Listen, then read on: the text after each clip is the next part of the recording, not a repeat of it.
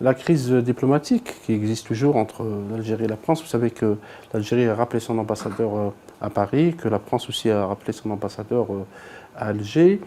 Comment voyez-vous l'issue de cette crise? Est-ce que vous pensez que cette crise entre les deux pays, certains experts la présentent comme l'une des plus graves, si ce n'est la plus grave dans l'histoire de la relation entre les deux pays, va être dépassée?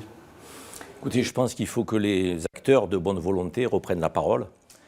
Il faut qu'il y ait des voix qui prônent l'apaisement entre la France et l'Algérie, afin de faire taire ceux qui veulent jeter de l'huile sur le feu et générer des crispations dans cette relation qui certes est douloureuse au nom de son histoire, mais qui doit entrevoir l'avenir avec, j'ai envie de dire, confiance, sérénité et respect.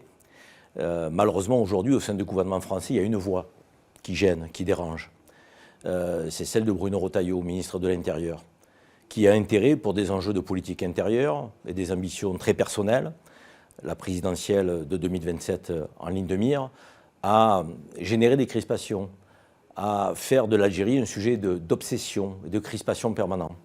C'est malheureux et c'est dramatique parce que d'abord, il s'immisce sur un terrain qui n'est pas le sien, il est ministre de l'Intérieur et pas ministre des Affaires étrangères, et puis il prend le pas sur les prérogatives du président de la République, Emmanuel Macron, qui a toujours entretenu de très bonnes relations avec le président Abdelmadjid Tebboune. Et cette bonne relation, aujourd'hui, elle est un peu gâchée et refroidie par l'activisme d'un Bruno Retailleau, qui sert encore une fois des intérêts très particuliers et qui ne représente en aucun cas la France et les Français. Parce que moi, je suis convaincu que les Français veulent une relation de qualité, apaisante, gagnante-gagnante. Vous savez, nous avons 11 milliards d'échanges entre la France et l'Algérie sur le plan économique. Il y en a 21 milliards entre l'Algérie et l'Italie. La France était, il y a quelque temps, mes partenaires commerciaux.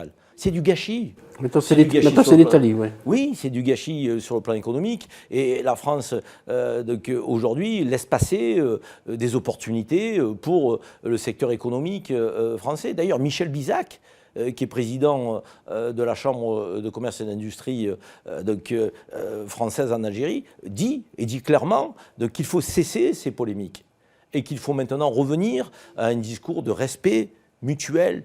Et Michel Bizac le dit en demandant à Bruno Retailleau de se taire. C'est insupportable cette voix dissonante de Bruno Retailleau, encore une fois, qui joue d'intérêts particuliers et qui ne porte pas l'idée de l'intérêt général.